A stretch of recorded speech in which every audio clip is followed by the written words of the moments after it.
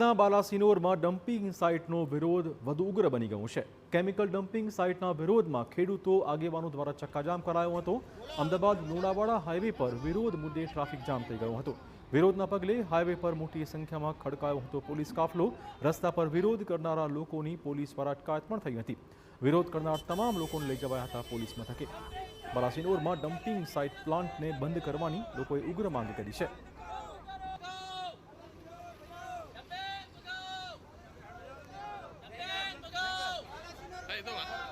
બાલાસિનોરમાં વિસ્તારમાં આવેલી એક ડમ્પિંગ સાઇટ છે જે કેમિકલ વેસ્ટનો ડિસ્પોઝલ થાય છે।